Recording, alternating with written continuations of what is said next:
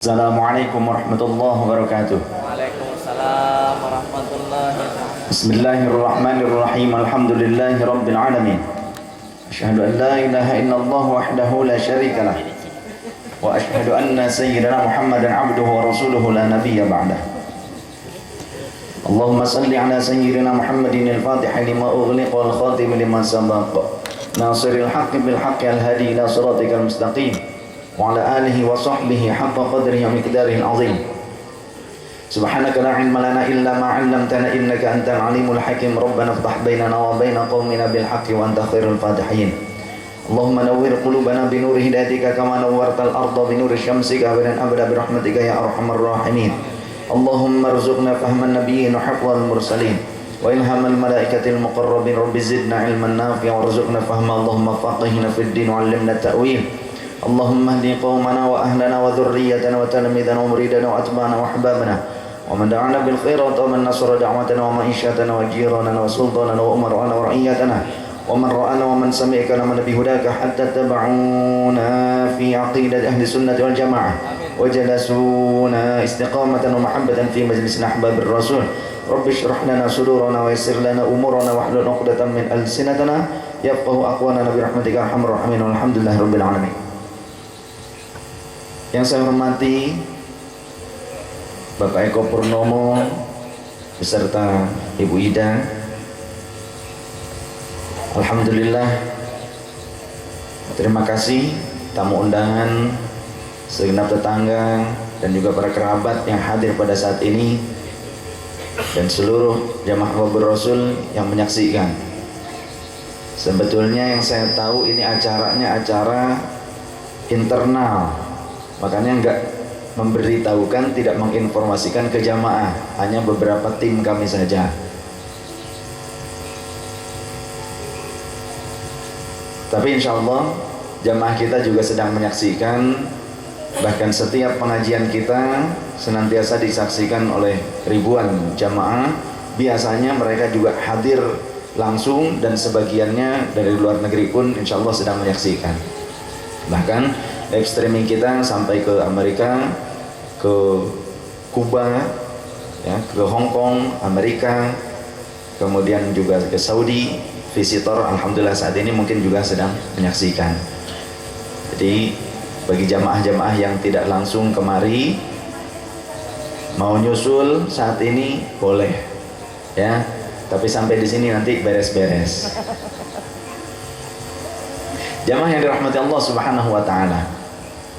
Acara ini berkaitan dengan tasyakkur aqiqah, tasyakkur bin ni'mah, tasyakkur atas nikmat Allah Subhanahu wa taala, dan juga disatukan dengan sunnah Rasul berupa aqiqah atas putri beliau yang kelima yang bernama Huttaqi Fauziyah Arsyad. Huttaqi Fauziyah Arsyad, yang mudah-mudahan putri beliau ini menjadi seorang manusia min abnatis solihat. Amin ya Allah. Amin. Dari anak-anak yang solehah. Amin. Yang kelak akan memberikan syafaat kepada orang tuanya nanti di akhirat. Amin.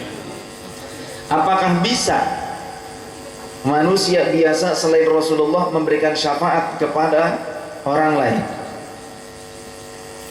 Al-Imam Ibnu Hajar Al-Haytami, beliau mengutip pendapat Imam Ahmad bin Hanbal di dalam kitab Manhajul Qayyim.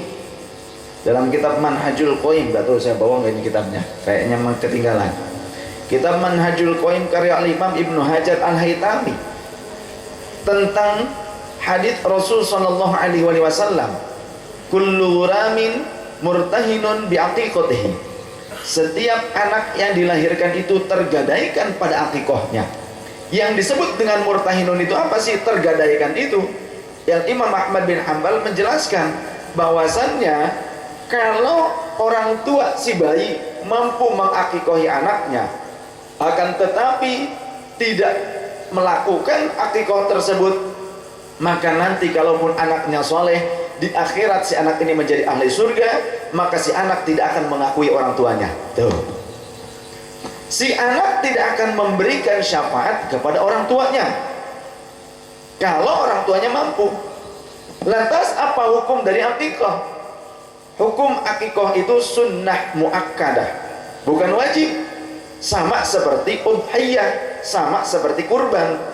Kurban sunnah, kutiba alayya, ya, al-udhiyah atau an-nahru, diwajibkan bagiku kurban, akan tetapi wahwa sunnatun alaikum, kurban itu sunnah bagi kalian.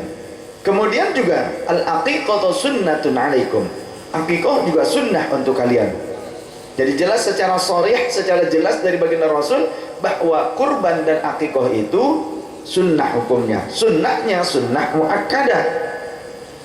Sehingga sebagian ulama sekelas Imam Hanafi dan Imam Malik mewajibkan tentang kurban. Karena apa? Karena ketika dikumpulkan dalil-dalilnya banyak yang menunjukkan tentang kesunnahan ataupun anjuran yang sangat hebat tentang pelaksanaan kurban. Maka begitu pula dengan masalah akikah. Jadi hukum akikah sunnah. Cek. Maka bagi orang tua yang mampu melaksanakan akikah, laksanakanlah akikah. Dengan apa? Memotong kambing ataupun domba.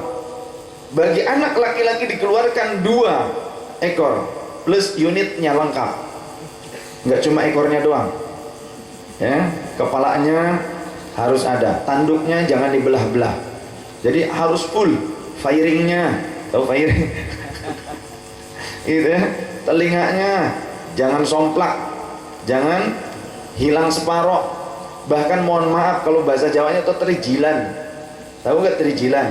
Keleper, torpedo, ngerti?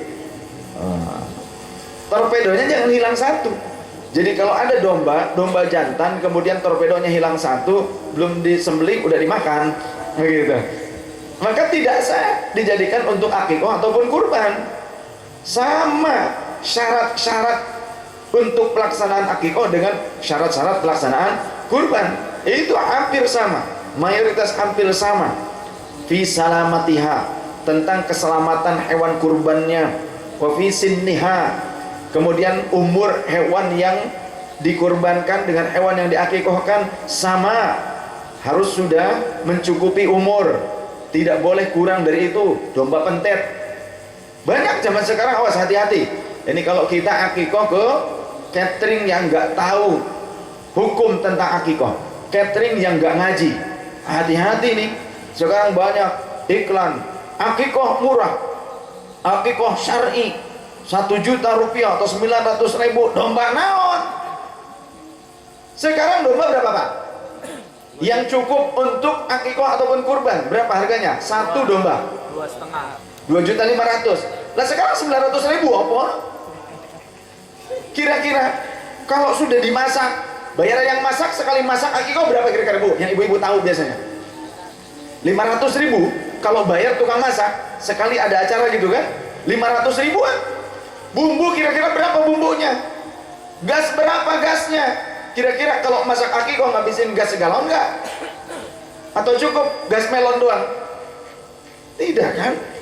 Jadi harus berpikir cermat kita tentang masalah syariat. Gunakan akal untuk memahaminya. Kita diberikan akal sehat oleh Allah Subhanahu wa taala sebagai panglima dalam kehidupan kita.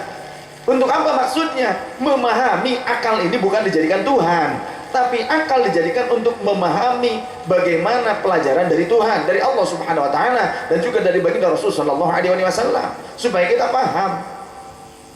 Jadi awas hati-hati, kita jangan kecelek dengan apa-apa murah, mentang-mentang musim diskon, emangnya urusan baju apa? Itu. Jangan kita tuh tergiur dengan urusan diskon. Zaman sekarang apa-apa diskon.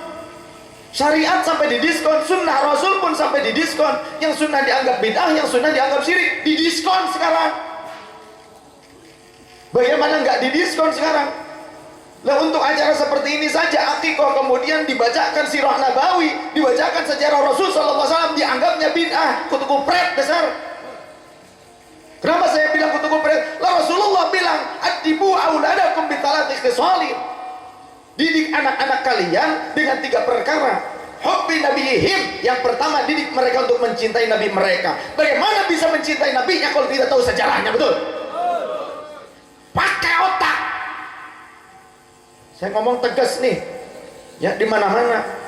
Saya bawa kitab-kitabnya, ngadu dalil, ayo. Urusan kitab sunnah, memang saya bergerak lebih intens dalam urusan kitab-kitab hadis Rasul. Jadi kalau ada orang bilang sunnah-sunnah tapi ternyata menuduh bid'ah, saya suruh buka kitabnya. Sahih Bukhari saya bawa, Sahih Muslim saya bawa. Begitu saja, gampang. Ya. Adibu auladakum bitsalati khisali. Didik anak-anak kalian dengan 3 perkara. Yang pertama, hubbi nabihim. Didik untuk mencintai nabi mereka. Kenapa tidak dikatakan oleh Rasul, didik anak kalian untuk mencintai Allah Ta'ala terlebih dahulu? Kenapa langsung Rasulullah mengajarkannya untuk mencintai nabinya? Karena yang menyampaikan ajaran Allah, risalah Allah adalah Rasulullah. Kira-kira kalau kita nggak kenal sama Rasulullah, tahu nggak ajaran Allah Ta'ala? Sekarang kita tahu Al-Quran kalamullah dari siapa? Rasul. Ketemu emang sama Rasulullah? Cung yang pernah ketemu sama Rasulullah, ayo cung, ngacung. Dari guru, bener nggak? Jadi kalau ada orang zaman sekarang, saya nggak mau pakai ulama, saya nggak perlu pakai riwayat-riwayat, saya langsung daripada Al-Quran dan Sunnah Rasul. Kapan ketemu malaikat Jibrilnya? Bener nggak? Kapan ketemu malaikat Jibril? Cung, di sini ada ketemu nggak? Lawang saya ini baru pulang kok kemarin dari Gua Hiro. Di sana saya nggak ngobrol sama malaikat Jibril, apalagi Israel. Nggak miss call aja. Awas, hati-hati sampean. Al-Imam Abdullah Ibnul Mubarak, murid Imam Malik, menyatakan al-isnadu minad-din. Sanad ilmu itu bagian daripada agama. Walaulal isnad faqala man syaa qala. Kalau orang nggak perhatikan sanad ilmu sampai nggak sampai Rasulullah, bersambung tidak sampai Rasulullah, maka orang akan serampangan bicara seenak udele bae. Betul nggak? Nggak paham ilmu hadis, nggak bisa baca kitab hadis seperti ini, udah ngomongnya, oh nggak ada. Bab di teknik tabarruknya seorang anak kecil kaum muslimin dengan ludahnya orang-orang soleh, ada di dalam Sahih Muslim, ada. Ya, bab di teknik tuh, nah, Sahih Muslim, baca sendiri. Apa sih di teknik itu? Kalau ada anak kecil, anak bayi, dibawa kepada orang soleh, disediakan kurmanya, disediakan madunya. Kurmanya kemudian dimamah oleh orang soleh tersebut, dilembutkan, kemudian dicoel ke madu, dimakankan ke anak bayi tersebut. Ini teknik yang merupakan sunnah Rasul SAW, tabarruk terhadap ludahnya orang-orang soleh. Bukan syirik. Apa-apa syirik. Baca Quran sebelelol baik, masih syirik baik. Jangan nuduh para ulama ahli hadis, jangan. Kan itu mah Rasulullah. Baca kitab haditsnya. Bukan cuma ludah Rasulullah yang punya berkah. Ludah kaum muslimin kalau nggak bengek mah nggak apa-apa. Asal nggak bengek aja. Kalau TBC mah jangan. Rasul mengajarkan kalau kita ke Madinah, berobat dengan debu Madinah dan ludah kaum muslimin. Kata Rasul, tempelkan jarimu, ya, syababah, jadi telunjuk atau ibham, ditempelkan ke ludah kita, ditempelkan, dimasukkan, dibasahi, kemudian kita usap debu Madinah sambil doa, Bismillahirrahmanirrahim, Bismillahi biriqi ba'dina wa turbati ardina yushfa saqimuna bi'idni rabbina. Hadis sahih. Bismillahi dengan nama Allah, biriqi ba'dina dengan sebagian ludah kami. Apa pada saat itu yang manjur cuma ludah Rasul? Apa Rasul nggak ngajarin orang-orang pakai ludahnya masing-masing? Rasul ngajarkan pada para sahabat, mereka juga gunakan ludah mereka. Maka para sahabat mengikuti Rasulullah, memasukkan jarinya ke dalam mulutnya, dibasahi dengan ludahnya, kemudian mereka pun dengan jari masing-masing, dengan tangan masing-masing mengusap debu Madinah dengan doa yang diajarkan oleh Rasul sallallahu alaihi wasallam, diusapkan ke seluruh tubuhnya. Yushfa saqimuna, dengan sebagian ludah kami dan dengan sebagian dari debu tanah kami, yushfa saqimuna, akan disembuhkan penyakit-penyakit kami bi'idni rabbina, dengan izin Tuhan kami. Tabarruk dengan debu Madinah, tabarruk dengan ludah orang-orang muslim yang senantiasa digunakan lisannya untuk berzikir kepada Allah Subhanahu wa taala. Betul? Ngaji makannya. terus istiqomah supaya paham. Zaman sekarang ini banyak orang yang bukan ahli ekonom, gak berani ngomong-ngomong ekonom, betul tidak? Karena kelihatan on nantinya. Orang kalau bukan arsitek gak berani ngomong-ngomong urusan masalah perhitungan arsitektur. Makanya nanya sama Pak Purnomo. Saya sendiri urusan ngebangun majelis, tanya sama beliau, gimana Pak begitu? Gambar saya nggak berani, ya sok-sokan bisa gambar, saya bisa gambar tapi acak-acakan.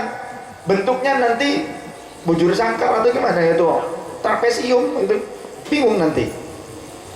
Ya. Tapi zaman sekarang orang kalau bicara masalah agama, hampir mayoritas orang ngakunya pinter, ngakunya bisa paham. Hati-hati, hati-hati. Terlebih sampai mendustakan sunnah Rasul. Kata Rasul, man kadzdzaba bi muta'ammidan falyatabawwa maq'adahu minan nar. Siapa orang yang berdusta atas namaku, mengatasnamaku, enggak ada dari Rasulnya, enggak ada dari sahabatnya, sengaja dia mendustakan itu, maka pilih tempat duduknya di dalam neraka. Didik anak kita mencintai Rasulullah, karena di dalam Al-Quran pun kalau taat kepada Rasul, may yuti'ir rasula faqad ata Allah. Allah yang bilang may yuti'ir rasula faqad ata Allah. Siapa yang taat kepada Rasul, hakikatnya sungguh ya taat kepada Allah. Jadi kalau kita cinta kepada Rasul, maka hakikatnya kita diajarkan untuk mencintai syariatnya Allah Ta'ala. Begitu dong, paham ya? Makanya di dalam kitab Fathul Bari, syarah Sahih Bukhari, di dalam Sahih Bukhari dijelaskan ada riwayat di mana pernah sahabat Umar ketika duduk, tiba-tiba Rasulullah datang, langsung duduk, langsung nempelin dengkulnya, megang tangan Sayyidina Umar. Maka Sayyidina Umar berkata, faqala lahu Umar, ya Rasulullah, bi abi anta wa ummi, ya Rasulullah, demi ayahku, demi engkau, demi ibuku, la anta ahabba ilayya min kulli syai'in illa min nafsi. Engkau tentu aku jadikan manusia yang paling aku cintai dari seluruh makhluknya Allah, kecuali dari diriku sendiri. Faqala Rasul sallallahu alaihi wasallam, maka baginda Rasul berkata, la ya Umar, jangan seperti itu wahai Umar. Ya. Walladzi nafsi biyadi, demi zat Allah yang menguasai diriku pada kekuasaannya. Bal ahabba ilaika min nafsik. Bahkan justru seharusnya kau jadikan aku sebagai manusia yang paling kau cintai dari seluruh makhluknya Allah, bahkan dari dirimu sendiri. Tuh. Sehingga kata Rasul, la yu'minu ahadukum hatta akuna ahabba ilaihi min waladihi wa walidihi wan nasi ajmain. Seseorang di antara kalian tidak dikatakan sempurna imannya sebelum menjadikan diriku menjadi manusia yang paling kalian cintai daripada orang tuanya, daripada anak-anaknya, daripada seluruh manusia yang ada di muka bumi.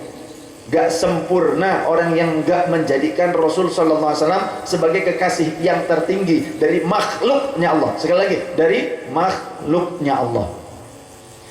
Jangan ngomong-ngomong iman dah, jangan ngomong-ngomong ahli sunnah lah, jangan ngomong-ngomong orang yang sunnati Qur'ani kalau belum menjadikan Rasulullah yang paling dicintai. Kalau sunnah-sunnah Rasul banyak masih dibid'ah-bid'ahkan. Kalau sunnah-sunnah Rasul banyak yang masih dibenci oleh kita. Bab tabarruk disyirik-syirikan. Hati-hati. Ya.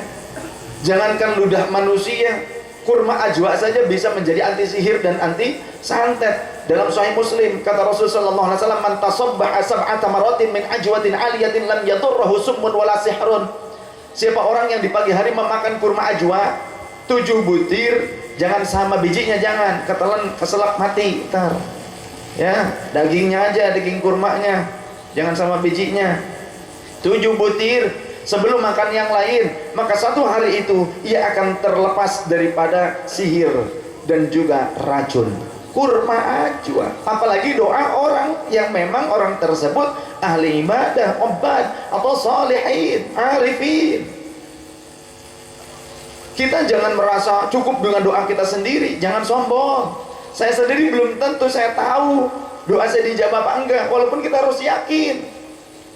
Makanya Rasulullah SAW beliau menyatakan, istaghfir minan nasi min du'ail khairi laka. Perbanyak olehmu mencari lisan-lisan yang mendoakan kebaikan untukmu, li'annahu la yu'lamu min haula'i dzalika yurhamu aw istajabu. Karena kita tidak tahu dari lisan siapa doa itu akan diijabah atau dirahmati oleh Allah. Betul tidak? Cung, yang pasti mustajab doanya ngacung di sini ngacung. Saya mau minta doa, ya, supaya besok langsung datang mobil Alphard ke rumah saya. Amin. Tamu tapi saya nggak mau tamu, orang datang beneran ngasih, begitu. So, siapa yang cung, yang yakin mustajab doanya ngacung? Siapa ada nggak di sini?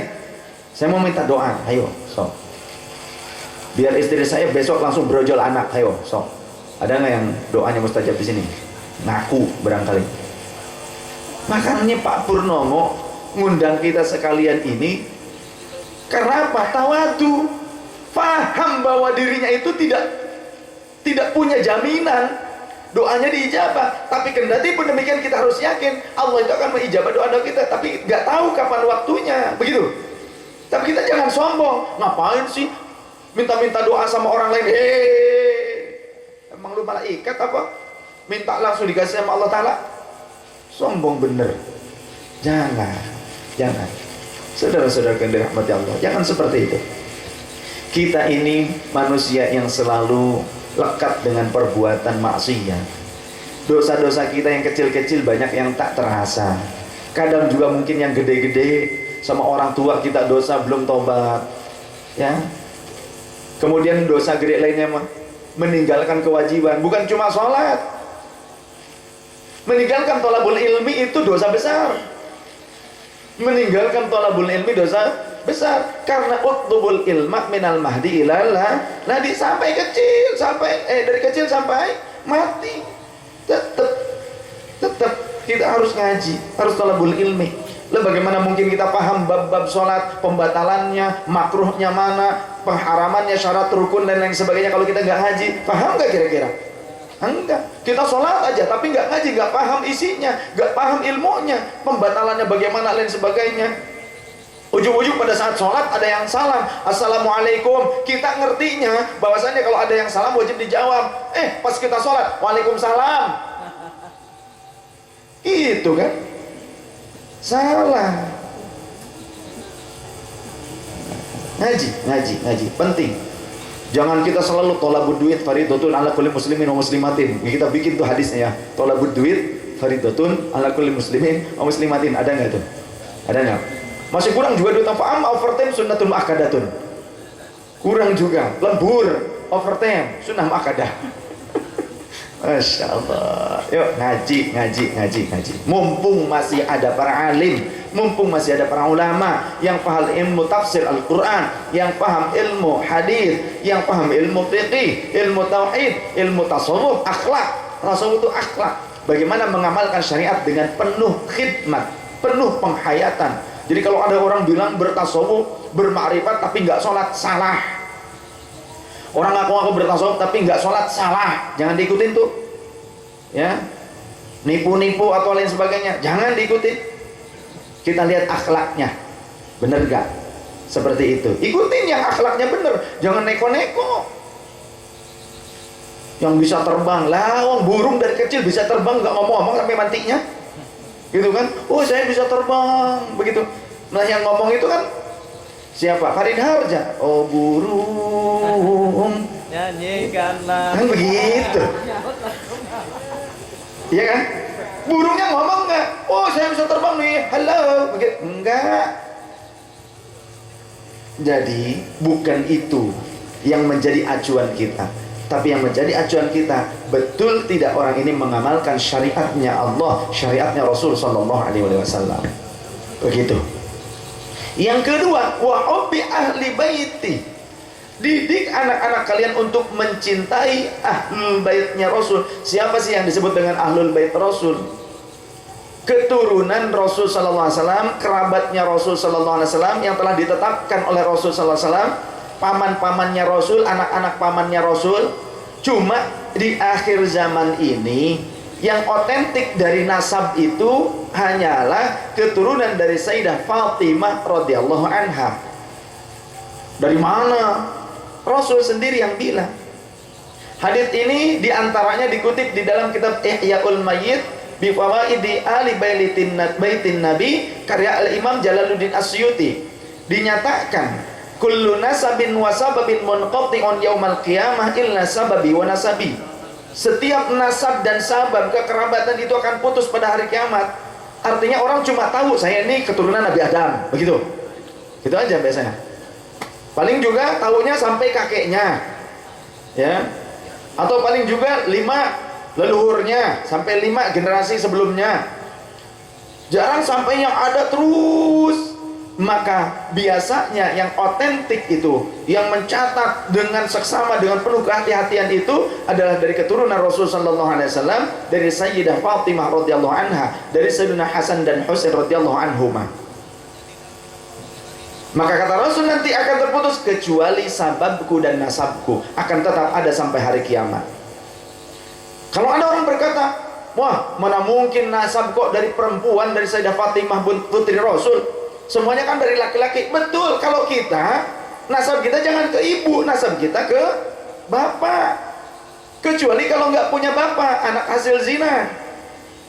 Anak hasil zina, makanya kalau anaknya perempuan hasil zina, maka nanti yang mewalikannya jangan bapak biologisnya, walaupun sudah dinikahi itu ibunya, karena hasil dari perzinahan. Siapa yang harus menjadi, siapa yang sah menjadi walinya? Maka wali hakim. Nanti malu bagaimana? Ada strategi. Bagaimana caranya? Si anak dinikahkan dulu oleh wali hakim di KUA, kemudian pada saat resepsi, pada saat akan secara umum, seolah-olah bapaknya nanti, bapak biologisnya itu yang akan menikahkan. Padahal sudah dinikahkan terlebih dahulu oleh wali yang sah, yakni wali hakim. Harus paham ilmu makanya. Dan ini menjadi takdir bagi orang-orang yang senang dengan perbuatan-perbuatan zina. Awas, hati-hati, wala taqrabuz zina. Kasihan anak-anaknya. Nanti kalau anaknya kaya kemudian meninggal, bapaknya nggak boleh itu dapat warisan. Makanya yang seperti ini bisa juga dikatakan bintul ummi, anak ibu. Walaupun sudah punya bapak begitu, tetap saja tidak dikatakan ahli waris. Bapaknya meninggal, si anak ini tidak bisa menjadi ahli waris kecuali ketika hidup bapaknya memberikan hadiah, hibah kepada anaknya. Boleh tuh. Ya, ini hukum nih, ngaji beneran. Hati-hati dengan perzinahan, hindarkan. Kemudian bagaimana mungkin sih kok dari keturunan Sayyidah Fatimah? Itu kan wanita. Perlu diketahui, seluruh putra laki-lakinya Rasulullah SAW wafat ketika masih kecil, ketika masih bayi. Kemudian orang-orang Quraisy mereka mencemooh Rasul, karena kalau di Arab itu kalau nggak punya anak laki-laki sampai dewasa berarti orang yang gagal, disebut abtar, putus, nggak punya ekor. Makanya Rasul dipanggil, oh Muhammad abtar, Muhammad abtar. Turunlah, inna a'tainakal kautsar fasalli li rabbika wanhar inna syani'aka huwal abtar. Abtar, bukan engkau ya Rasul yang abtar, mereka yang abtar, mereka yang terputus dari rahmat Allah Subhanahu wa taala. Kata Malaikat Jibril, Allah senantiasa menetapkan engkau sebagai nabi dan rasul yang terakhir. Andaikan anak-anak laki-lakimu masih hidup sampai dewasa, maka bukan engkaulah penutup para nabi. Allah akan mengangkat anak-anakmu menjadi para nabi dan rasulnya Allah. Tuh, itu hikmahnya. Kenapa putra-putra Rasul diwafatkan sejak bayi? Yang masih hidup itu yang wanita sampai menikah. Maka Rasul menyatakan kullu bani unsa yantamuna ila asobatihim. Setiap anak dari kaum wanita asobahnya itu kepada bapaknya, kepada bapak si bayi. Akan tetapi ma khala walada Fatimata, kecuali 2 anak laki-lakinya Fatimah. Fa ana abuhum wa ana asobatuhum wa ana waliyuhum. Akulah bapak-bapak moyang mereka, akulah wali mereka, akulah asobah mereka. Ini kalimat Rasulullah nih. Jadi kalau kita mengingkari kalimat Rasulullah yang bahkan perweknya banyak sekali, bukan cuma 1 periwayatnya, berarti kita ingkar sunnah. Nggak pantas kita ngomong-ngomong sebagai ahlu sunnah, ngaku-ngaku ahlu sunnah, tapi kita menafikan keberadaan dzurriyyah Rasul saat ini. Kita mengenalnya habaib, jamak dari kata habib. Habibnya di sini gelar. Habib Anu, ada marganya As-Segaf, Ba'alawi, Azmat Khan, kemudian juga Asy-Syihab. Ya, Syekh Quraisy Syihab itu Habib, Habib Quraisy Syihab. Begitu. Dari mana sih julukan Habib? Julukan Habib mas setelah kesini-sini, setelah di akhir-akhir dikeluarkan, dicetuskan oleh Al-Habib Omar bin Abdurrahman Al-Attas dari Yaman. Supaya apa? Supaya umat itu paham bahwa wajibnya mencintai dzurriyyah Rasul. Dikatakan oleh Allah di dalam Al-Quran, qul la as'alukum alaihi min ajrin illal mawaddata fil qurba. Katakan wahai Rasul kepada umat bahwa aku tidak meminta upah dari apa yang telah aku sampaikan ini, kecuali aku meminta kalian menyayangi kekerabatanku. Begitu kata Rasul. Jadi wajib kita mencintai dzurriyyah Rasul. Jadi kalau kita menafikan dzurriyyah Rasul, salah kaprah. Sebelum lafaz Habib keluar, mereka dikenal siapa? Sayyid, Sadah, As-Sadah, jamak dari lafaz As-Sayyid. Jadi Sayyid ini bisa bermakna untuk keturunan Rasul, bisa bermakna juga untuk tuan. Tuan itu majikan. Jadi kalau di Arab itu pembantu ketuanya Sayyid bilangnya. Nah kalau di Padang dipanggilnya Sidi, di Maroko juga Sidi, ya, di sebagian tempat, di sebagian negara itu manggilnya Sidi. Nah, asalnya Sayyid, begitu. Dari mana dasarnya?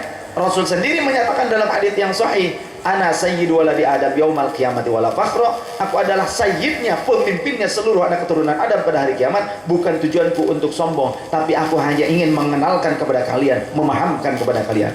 Kemudian ketika memeluk kedua cucunya, kata Rasul sallallahu alaihi wasallam, sesungguhnya kedua anakku ini, yakni cucuku yang dua, Sayyidina Hasan dan Husain, mereka berdua adalah sayyida syababi al-jannah. Mereka adalah pemimpin dari pemuda-pemuda surga. Kedua cucuku ini adalah pemimpin sayyida syababil jannah, pemimpin dari pemuda-pemuda surgawi. Tuh, dari situ diambil kata sayyid atau asyraf, lafaz jamak dari kata syarif. Syarif Hidayatullah, Syarif Hussein. Dulu raja Arab Hijaz itu, raja Hijaz, sebelum adanya pemberontakan, sebelum adanya kudeta itu Syarif Hussein dibuang ke Yordania. Nah yang sekarang ini cucunya Syarif Hussein. Ada pemberontakan dulu, ya, pemberontakan dulu dilakukan oleh Ibnu Saud. Jadi sebelumnya raja Arab itu raja Hijaz, bukan Arabi. Arabi itu mengambil nama dari Saudi, namanya Saudi ya sekarang itu. Al-Mamlakah As-Saudiyah, kerajaan keluarga Ibnu Saud. Sebelumnya Hijaz namanya, Makkah Madinah, daerah Arab itu namanya Hijaz. Kemudian ada pemberontakan. Ya. Siapa sebelumnya yang menjadi raja? Syarif Hussein, namanya Hussein. Tapi Syarif, Sayyid, Habib itu juga. Marganya Al-Gadri. Dibuang ke sebuah lembah, namanya sekarang menjadi negara, jadi Yordania, Urdun bahasa Arabnya. Harus paham sejarah. Kalau nggak paham sejarah, jadinya kita salah kaprah nanti. Jas merah, jangan melupakan sejarah. Harus paham tuh sejarah. Jadi raja yang sekarang ini adalah keturunan dari orang yang mengkudeta. Begitulah ya, paham tentang sejarah. Baik. Cintai keluarga Rasul. Bahkan kata Rasul, syafaati li ummati liman ahabbani ahla baiti. Syafaatku akan aku berikan kepada umatku bagi orang yang mencintaiku dengan cara diantaranya mencintai ahlul baitku. Ini masih dalam kitab karya Imam Jalaluddin As-Suyuti, hadis-hadis yang dikumpulkan oleh beliau dari kitab-kitab hadis yang lain yang mu'tabar. Kemudian kata Rasul juga, man abghadani ahla baiti hasyarahullahu yaumal qiyamati yahudiyan. Siapa orang yang membenci ahlul baitku, maka Allah akan menggiringnya nanti pada hari kiamat sebagai orang-orang Yahudi. Tapi sekarang ini habaib dipolitisir. Kalau urusan politik, oh ayo doakan Habib kita, ayo kita ikuti Habib kita. Kalau urusan akidahnya kebongkar, ya, tentang fitnahnya terhadap sunnah Rasul oleh habaib tersebut dibongkar. Inilah kitab hadisnya, ini hadisnya, bukan bid'ah, bukan syirik. Di belakang mitnah, oh Syiah, gitu sekarang. Jadi nggak tulus, nggak jujur dengan cintanya. Kalau urusan politik, urusan demo, ngikut habaib. Habib Rizik dijadikan sebagai member sekarang. Ya, Habib Rizik dijadikan sebagai member sekarang.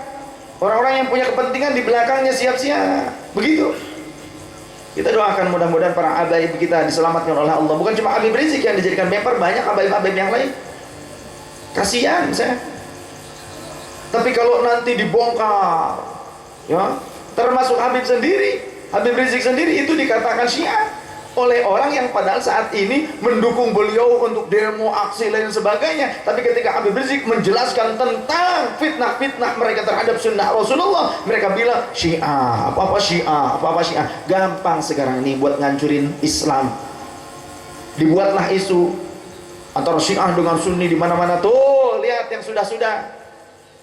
Di Afghanistan hancur, Yaman perang, kemudian Suriah, kemudian Irak. Itu isunya yang dikedepankan. Indonesia kalau kita nggak bisa menjaga itu, hancur juga. Buktikan. Bahkan saya sendiri tidak luput dari fitnah mereka. Mereka meminta saya sebagai Syiah, saya tantang mereka. Saya punya kitab-kitabnya semuanya Ahlus Sunnah. Saya tantang mereka untuk adu-aduan kitab, adu-aduan baca kitab. Saya tantang mereka untuk diskusi terbuka ilmiah, gak pernah mau. Ilmiah dengan cara yang baik. Wajadilhum billati ahsan dalam Al-Quran. Kata Allah, bermujadlah dengan mereka dengan cara yang baik. Diskusi ilmiah, baik, bagus. Wasyawirhum fil amr, kata Allah, musyawarah. Rasulullah juga disuruh musyawarah. Tapi kalau saya ajak mereka untuk diskusi ilmiah, kitab, hadis, mereka gak mau. Ada yang menyatakan bahwa saya ini memfitnah saya inkarus sunnah. Lah gimana urusannya inkarus sunnah? Lawang saya kalau ngaji kitabnya kitab hadis yang sahih. Dibilang inkarus sunnah. Saya ajak mereka untuk dialog terbuka, nggak mau. Mereka ngajaknya ketemu dengan gurunya. Saya jabanin, ya, yang terjadi kemarin-kemarin ya. Kapan, di mana, kata saya. Nggak jadi. Sampai akhirnya minta maaf. Ada yang minta maaf, tapi di depan doang, di belakang tetap begitu. Takut kebongkar. Makanya coba cari guru yang mursyid, yang sanad ilmunya nyambung sampai Imam Bukhari, sampai Imam Muslim, sampai Imam At-Tirmidzi, Imam Abi Daud, ya, sampai Imam Asy-Syafi'i, Imam Ahmad bin Hanbal, sampai Imam Al-Malik, sampai Imam Al-Hanafi, sampai para sahabat, sampai Rasul sallallahu alaihi wasallam, yang nyambung tuh ilmunya, ada sanadnya tertulis. Dulu saya ngaji kitab Sahih Bukhari, kalau selesai ini, guru saya ngasih sanadnya. Saya dulu, guru saya telah membacakan seluruh isi kitab Al-Bukhari ini dari gurunya terus sampai Imam Bukhari. Begitu. Kalau sekarang waqala Google radhiyallahu an. Baik. Yang ketiga, wa qiraatil Quran, didik anak-anak kalian dengan pembacaan Al-Quran. Sekarang nih kita sudah mengalami degradasi agama, degradasi moral. Anak-anak kita dari kecil sudah dimanja dengan ponsel. Betul tidak? Sampai ada yang akhirnya terus dengan ponsel, otaknya, sarafnya kena. Saya lihat kemarin di media sosial, anak-anak yang umuran SD sampai kena sarafnya, sampai kejang-kejang. Oh, seperti itu. Karena apa? Mabok ponsel. Ternyata yang bisa bikin mabok juga ponsel juga bisa nih. Orang-orang tua juga, bukan anak-anak saja, orang tua juga sama. Lah sekarang coba kalau Quran simpen aja di dalam lemari dari mulai akad nikah, dibuka-buka nanti pada saat mati buat dibacain, ya. Seperangkat alat sholatnya juga sama, disimpan aja. Saya mau Al-Quran masih bagus. Ini apa, mukena pemberian suami saya waktu akad, masih bagus, diplastikin. Taruh dipakai sholat berarti. Bukannya bagus, berarti menandakan memang kita nggak pernah memakainya. Quran disimpan aja sampai masih rapat, kalau gitu tuh masih kerasa kertek katanya. Masih bagus. Ya, taruh dibuka. Bukannya bagus. Quran tuh yang bagus tuh sampai lepek, artinya sering dibaca, dimutola'ah. Titik. Jangan kita bangga kalau anak kita bisa komputer, bangga tapi nggak bisa baca Quran dengan fasihah. Kita nggak sedih anak kita nggak bisa baca Quran. Salah. Kita bangga anak kita kuliah dan sebagainya, tapi kita nggak bangga punya anak bisa Quran. Kita nggak sedih kalau anak kita bacaan Qurannya masih belepotan. Anak kita nggak paham tentang syarat rukun, pembatalan sholat, puasa, bab-bab haid juga hafal. Kita nggak sedih. sehingga anak kita itu keluar daripada jalur keridhaan Allah Ta'ala. Kira-kira kalau nanti mati dalam kubur sama malaikat, dari mana lulusanmu? Ditanya gitu nggak? Coba deh. Bagus saya mendorong orang Indonesia anak-anaknya dikuliahkan, tapi jangan tinggalkan bab agamanya. Itu lebih penting bagi bapak dan ibu. Karena kata Rasulullah SAW, siapa orang tua yang mendidik anaknya dengan bacaan Al-Quran, maka setiap huruf yang dibaca dari kalimat Al-Quran, Allah nanti pada hari kiamat akan memakaikan pakaian dan mahkota dari cahaya untuk orang tuanya. Masya Allah. Yang dau'uhu, sinar dari mahkota dan pakaian yang diberikan kepada orang tua yang mendidik anaknya dengan Al-Quran, lebih putih, abyadu min dau'i syamsi, lebih putih daripada sinar matahari. Masya Allah. Jadi banggalah kalau punya anak baca Qurannya bagus, ya, kemudian mengamalkan Al-Quran dengan bagus. Nanti kita orang tuanya, walaupun orang tuanya itu belum fasihah, insya Allah kalau kita ngedidik anak-anak kita, titipkan kepada para ulama, kepada para guru, insya Allah nanti di akhiratnya kita dapat syafaat dari anak. Dapat syafaat. Tapi saya memberikan pesan, jangan cuma kita bangga anak kita dididik tahfidz Quran tanpa mengamalkan akhlak Al-Quran. Zaman sekarang banyak Quran hafal, tapi ternyata akhlak Al-Quran tidak dipakai, mendustakan sunnah Rasul kepada umat. Banyak itu, sehingga Rasul khawatir itu terjadi. Jadi bukan hafidz yang seperti ini yang akan diberikan naungan oleh Allah Subhanahu wa Ta'ala. Hati-hati, jangan cukup anak kita menghafal Quran, tapi anak kita harus mempelajari intisari Al-Quran juga, isi-isinya Al-Quran, sunnah-sunnah Rasul. Jangan cuma menghafalnya saja, tapi disuruh untuk memahami makna-makna yang sebenarnya daripada sunnah-sunnah Rasul Sallallahu Alaihi Wasallam. Jadi al-aqiqah sunnah.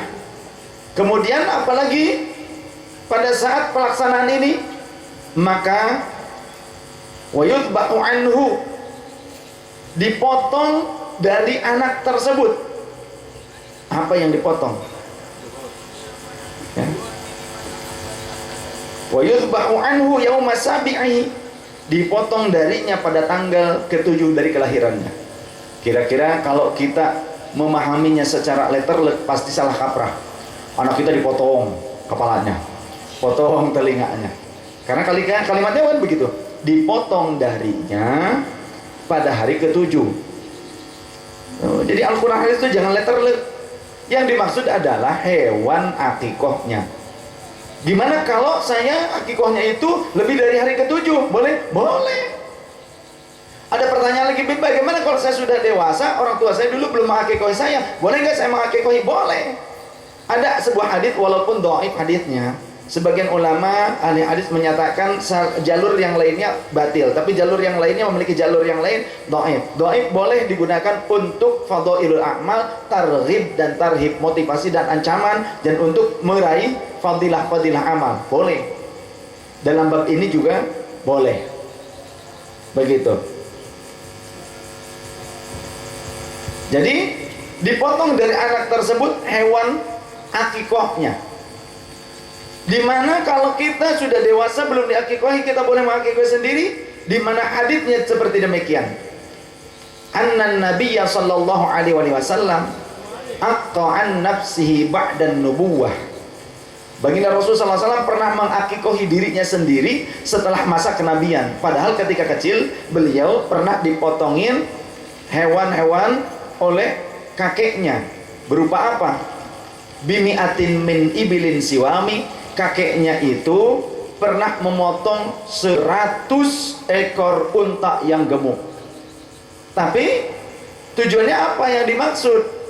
Karena kan kalau akikah itu kan domba. Ternyata kakeknya Rasulullah ini dalam kitab Dalailin Nubuwah, tapi karya Imam Abu Nu'aim. Dalailin Nubuwah itu ada banyak. Ada karya Imam Al-Baihaqi, ada karya Imam Abu Nu'aim, ada karya Imam Al-Mustaghfarani. Ada beberapa ulama ahli hadis yang membuat kitab Dalailin Nubuwah. Nah, kalau dalam kitab Imam Abu Nu'aim, kakeknya Rasul pernah menyembelih 100 ekor unta yang gemuk. Karena apa? Kata ini kalimat ibunya Rasul nih. Ketika umur Rasulullah sedang 5 tahun. Karena apa? Karena Rasul sallallahu alaihi wasallam selamat. Fauda ghadatad darbi bisihami. Selamat ketika masa kelahirannya beliau, selamat dari kepungan pasukan Raja Abraha. Jadi kakeknya Rasul itu tasyakur bi maulidir Rasul dengan memotong 100 ekor unta yang gemuk. Jadi kakeknya Rasul muludan, syukuran atas kelahiran cucunya dengan memotong 100 ekor unta yang gemuk. Tuh, nah kita baru 100 ribu aja, pelit loh dasar. Apalagi nggak mau ngeluarin 5.000 acan, bid'ah, syirik lain sebagainya, pelit. Seorang banyak pabrik kerja lain sebagainya mudah. Urusan sekarang pakai ATM lagi. Zakat pakai ATM boleh nggak? Asal ada isinya.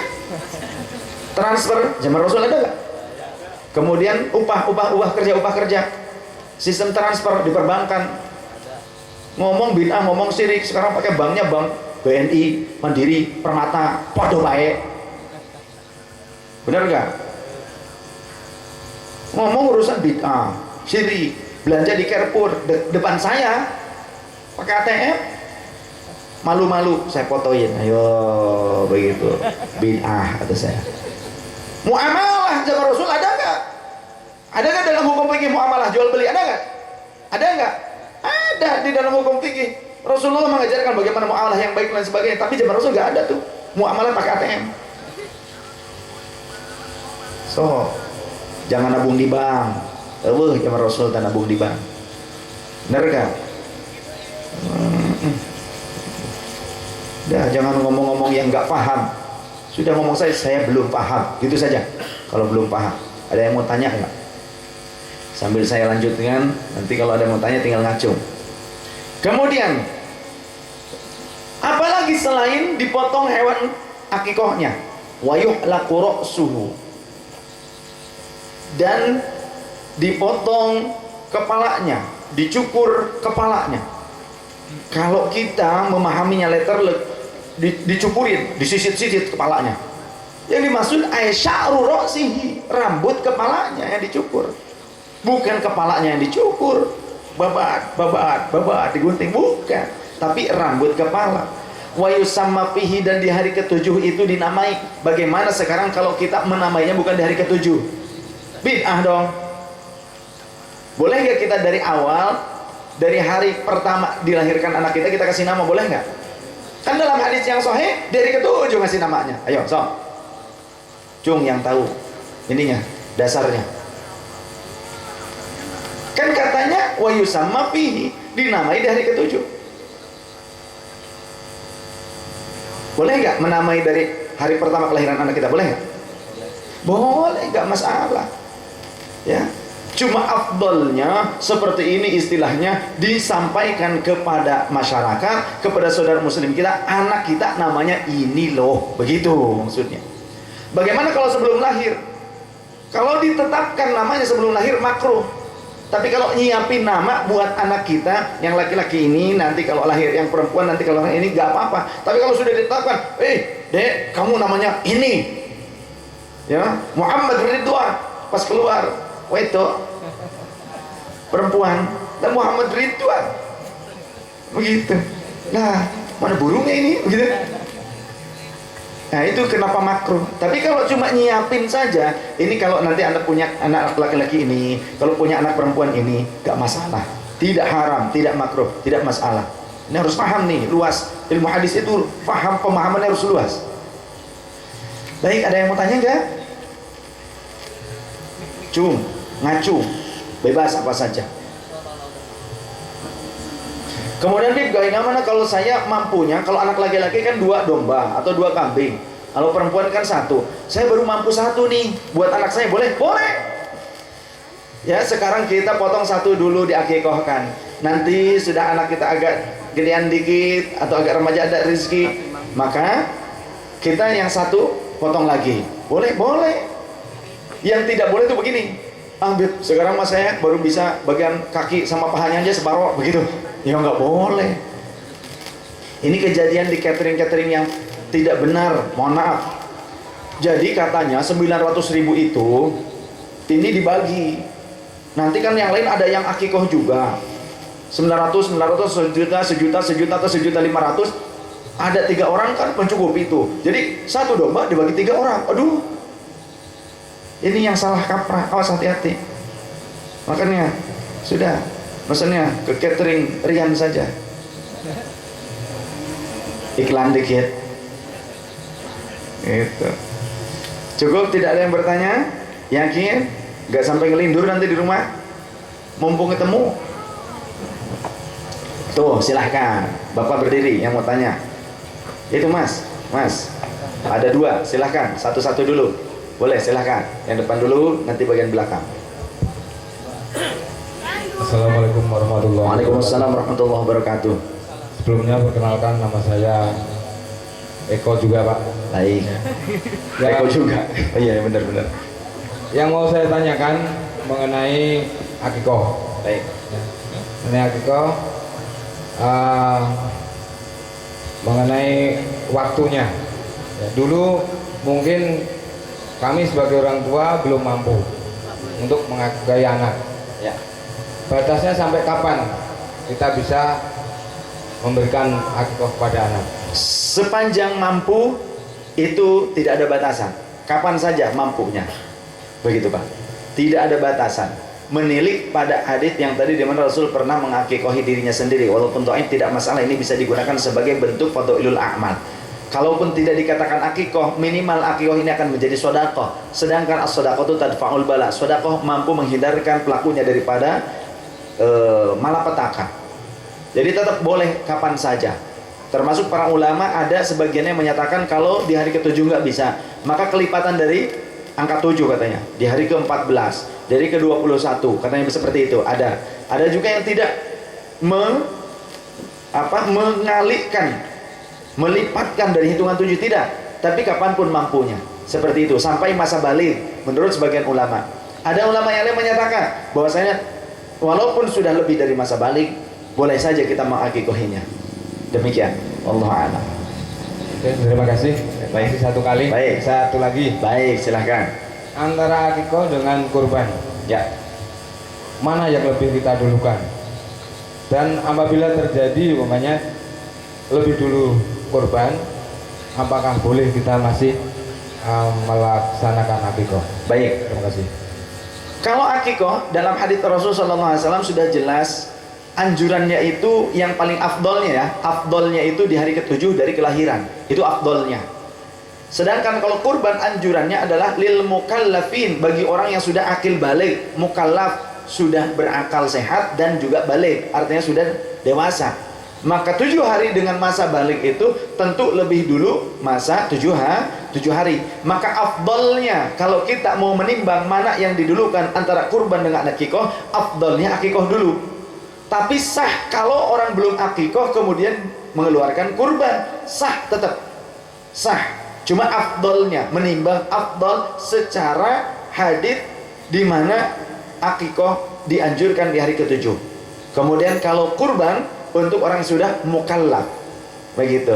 Tapi bukan berarti nggak sah orang berkurban sebelum akikoh, bukan berarti nggak sah, tetap sah. Demikian. Oke, terima kasih. Baik. Wassalamualaikum. Waalaikumsalam warahmatullahi wabarakatuh. Silakan tadi yang siap-siap bertanya. Assalamualaikum warahmatullahi wabarakatuh. Waalaikumsalam warahmatullahi wabarakatuh. Nama saya Hono. Yang saya mau tanyakan, bagaimana hukumnya apabila akikah itu tidak di tempat tinggal sementara. Contoh gini Pak Habib. Jadi seorang perantau ketika dia melahirkan anaknya, bapaknya sedang dinas di luar. Untuk mengadakan akikah itu karena merasa kurang siap, diadakan di tempat orang tuanya di kampung. Sementara itu dulu. Baik. Tidak apa-apa. Jadi pelaksanaan akikoh tidak dibatasi tempat dan waktu. Kapanpun silahkan. Jadi kapanpun silahkan melaksanakan akikoh, boleh kapan saja dan di mana saja. Demikian. Tidak harus di tempat lahirnya si bayi tersebut. Demikian. Ada yang lain? Untuk di lain apa tema boleh? Baik, boleh. Di luar tema boleh. kita punya orang tua yang udah cukup tua di kampung, dan pada umumnya orang tua dulu itu kurang paham tentang mengaji. Nah sekarang karena kita ini jauh juga dari orang tua, tapi kita mengajak dan mengingatkan kepada orang tua kita bagaimana kita itu selalu mengajak dan mengingatkan untuk sholat taubat. Karena ketika saya tanya, belum pernah tahu dan belum pernah diajarkan. Hukumnya antara anak terhadap orang tua tentang mengajak untuk sholat taubat itu seperti apa? Gimana? Baik, anak mengajak kepada orang tua untuk mengamalkan kebaikan, melaksanakan syariat, ya, maka ini hal yang baik. Tapi tetap harus dengan etika yang sebaik mungkin. Walaupun bahkan terhadap orang tua yang non muslim sekalipun. Contoh, si anak sudah masuk Islam, sedangkan orang tua belum masuk Islam. Ini keluarga mu'allaf, contoh begitu. Ya, maka si anak tidak boleh memaksa. Tidak boleh berkata-kata yang buruk terhadap orang tua. Tidak boleh menyinggung, menyakiti, jangan. Cukup kita mengajak dengan penuh kelembutan. Ya, dengan penuh kelembutan. Kalau orang tuanya ternyata tidak mau menerima, bagaimana? Itu di luar hak kita.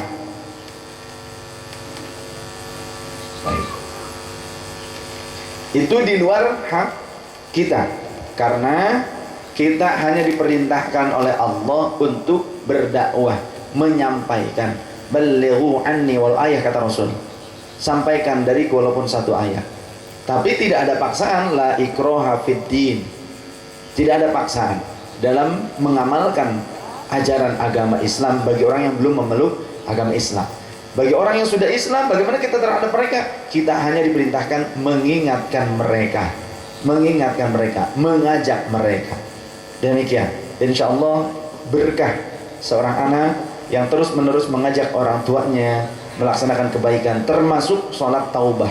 Karena sholat taubah pun merupakan ajaran Rasul Shallallahu Alaihi Wasallam. Tidaklah seseorang berbuat dosa kemudian dia melaksanakan sholat 2 rakaat yang di situ dia memohon ampun kepada Allah, tiada lain kecuali Allah akan mengampuni dosa-dosanya. Ini tentang sholat taubah. Bahkan para sahabat senantiasa, sering kali banyak di antara para sahabat yang diriwayatkan mereka mengamalkan sholat taubah setiap hari.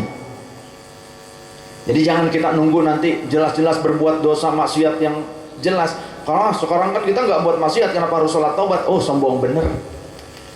Kita nih harus tawadhu, harus selalu perasaan kita nih punya dosa. Jangan kita merasa kita nggak punya dosa, jangan sombong, jangan. Rasulullah saja selalu istighfar tiap hari, nggak kurang dari 70, riwayat yang lain nggak kurang dari 100 kali. Istighfar itu minta ampun, benar nggak? Rasulullah itu selalu punya perasaan beliau itu khilaf atau lain sebagainya, punya kesalahan. Ini sifat kita sebagai hamba, kita harus tawadhu di hadapan Allah. Walau sekelas Nabi sekalipun gak boleh sombong. Apalagi kita bukan Nabi, bukan apa, kok kita gak mau tobat? Begitu kan?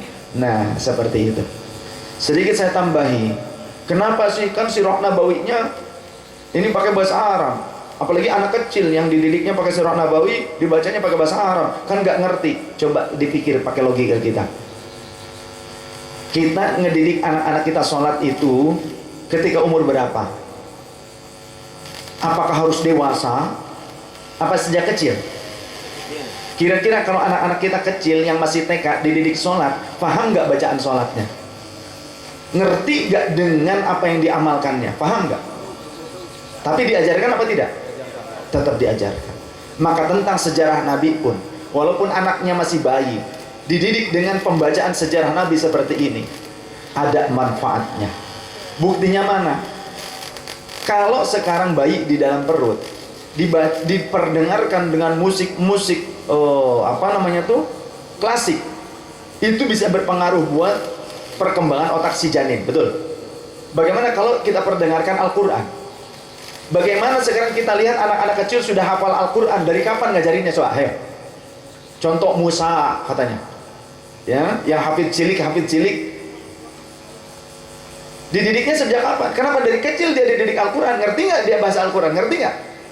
Nggak ngerti. Cuma dididik dia menghafal Quran, nggak ngerti. Tapi bagus nggak? Bagus. Kenapa kalau kita mengajarkan anak-anak kita dengan Al-Quran sejak dini sampai hafal, kita boleh merasa bagus? Kenapa mengajarkan sejarah Nabi sejak dini dianggap nggak boleh? Ya, logika kita harus, kita ini diberikan akal sehat oleh Allah. Ulul albab alladzina yadhkuruna Allah qiyaman wa qu'udan wa 'ala junubihim, yang selalu ingat sama Allah ketika berdiri, zikir sama Allah, ingat sama Allah berdiri, duduk dan tiduran. Makanya tadi kita zikir sama Allah sambil berdoa, berdiri, sambil duduk juga. Nanti sebelum tidur juga kita zikiran juga. Jadi kalau orang bilang apa sih harus berdiri lah, orang kalau doa ya mau berdiri, mau duduk, kayak mau tiduran nggak masalah. Allah saja nggak masalahin, benar tidak? Alladzina yadhkuruna Allaha qiyaman wa qu'udan wa 'ala junubihim. Baik, pahamlah ya. Mudah-mudahan apa yang saya sampaikan bermanfaat. Kita cukupkan dulu pertemuan kita sampai di sini. Namun kita doa terlebih dahulu, wabil khusus untuk putri daripada Bapak Purnomo. A'udzubillahi minasyaitonirrajim. Bismillahirrahmanirrahim. Alhamdulillahi rabbil alamin wassalatu wassalamu ala sayyidina Muhammadin wa ala sayyidil anbiya'i wal mursalin wa ala alihi wa ashabihi ajma'in. Amin. ولما نظم الفكر من دراري الأوصاف المحمدية عقودا توجهنا إلى الله متوسلا بسيدي وحبيبي محمد صلى الله عليه وسلم أن يجعل سعينا فيه مشكورا وأفعالنا فيه محمودا وأن يكتب أعمالنا في الأعمال المقبولة وتوجهنا في التوجهات الخالصة والصلة الموصولة. اللهم يا من إليه تتوجه الآمال فتعود غافرة وعلى باب عزته تحط الرحال فتغشاها منه الفيوضات الغامرة. نتوجه إليك بأشرف الوسائل لديك سيد المرسلين عبدك الصادق الأمين سيدنا محمد الذي عمت رسالته العالمين، أن تصلي وتسلم على تلك الذات الكاملة مستودع أمانتك وحافظ سرك وحامل راية دعوتك الشاملة، الأب الأكبر المحبوب لك والمخصص بالشرف الأخر في كل موطن من مواطن القرب ومظهر قاسم إمدادك في عبادك وساقي كؤوس إرشادك لأهل بلادك سيد الكونين وأشرف الثقلين العبد المحبوب الخالص المخصوص منك بأجل الخصائص. اللهم صل وسلم عليه وعلى آله وأصحابه وأهل حضرة اقترابه من أحبابه. اللهم إنا نقدم إليك جاه هذا النبي الكريم ونتوسل إليك بشرف مقامه العظيم أن تلاحظنا في حركاتنا وسكناتنا بعين عنايتك وأن تحفظنا في جميع أطوارنا وتقلباتنا بجميل رعايتك وحصين وقايتك وأن تبلغنا من شرف القرب إليك وإلى هذا الحبيب غاية آمالنا وتقبل منا ما تحركنا فيه من نياتنا وأعمالنا وتجعلنا في حضرة هذا الحبيب من الحاضرين وفي طرائق اتباعه من السالكين ولحقك وحقه من المؤدين ولعهدك من الحافظين. اللهم يا الله إن لنا أطمعا في رحمتك الخاصة فلا تحرمنا وظنونا جميلة هي وسيلة إليك ولا تخيبنا. آمنا بك وبرسولك وما جاء به من الدين وتوجهنا به إليك مستشفعين أن تقابل المذنب منا بالغفران والمسيء بالإحسان والسائل بما سأل والمؤمل بما أمل وأن تجعلنا ممن نصر هذا الحبيب وازره وآله وظاهره وعم ببركته وشريف بجهده أولادنا ووالدينا وأهل قطرنا ووالدينا وجميع المسلمين والمسلمات والمؤمنين والمؤمنات في جميع الجهات خصوصا Huttati Fauziah Arsyad binti Bapak Eko Joko Purnomo. وأدم راية الدين القائم في جميع الأقطار منشورة ومعالم الإسلام والإيمان بأهلها معمورة معنى وصورة واكشف لنا هم كربة المكروبين واقض لنا المدينين واغفر للمذنبين وتقبل توبة التائبين وانشر رحمتك على عبادك المؤمنين أجمعين واكفي شر المعتدين والظالمين وابسط العدل بولاة الحق في جميع النواحي والأقطار وأيدهم بتأييد من عندك ونصر على المعاندين من المنافقين والكفار واجعلنا يا ربي في الحسن الحصين من جميع البلايا وفي الحرز المكين من الذنوب والخطايا وأدمنا في العمل بطاعتك والصدق في خدمتك قائمين وإذا توفيتنا فتوفنا مسلمين مؤمنين واختم لنا منك بخير أجمعين وصل وسلم على هذا الحبيب المحبوب للأسم والأرواح والقلوب وعلى آله وصحبه ومن إليه منسوب. اللهم اجعلها يا الله من أبنات الصالحات. اللهم اجعلها من أبنات الصالحات. اللهم اجعلها من أبنات الصالحات. من المتقات من الشاكرات من الصابرات من الخاشعات من المطمئنات من العالمات وعمل بعلومها من الصديقات والشهداء والعارفات. اللهم يا الله ارزقها رزقا حلالا طيبا واسعا مباركا فيه ورساب ولا مشقة. اللهم فقهها في الدين وعلمها التأويل. وصلى الله على سيدنا محمد وعلى اله وصحبه وسلم والحمد لله رب العالمين وبركة الفاتحة. أعوذ بالله من الشيطان الرجيم. بسم الله الرحمن الرحيم. الحمد لله رب العالمين الرحمن الرحيم مالك يوم الدين. إياك نعبد وإياك نستعين اهدنا الصراط المستقيم صراط الذين أنعمت عليهم غير المغضوب عليهم ولا الضالين. Amin. Mohon maaf lahir dan batin, dan semoga kita semua digolongkan kelompok orang-orang yang akan bersama-sama dengan Rasul sallallahu alaihi wasallam merasakan nikmatnya meminum air telaga Kautsar. Amin ya Allah ya rabbal alamin. Semoga istiqamah. Subhanakallahumma wa bihamdika asyhadu an la ilaha illa anta astaghfiruka wa atubu ilaik. Mohon maaf lahir dan batin. Wassalamualaikum warahmatullahi wabarakatuh. Ya ilahi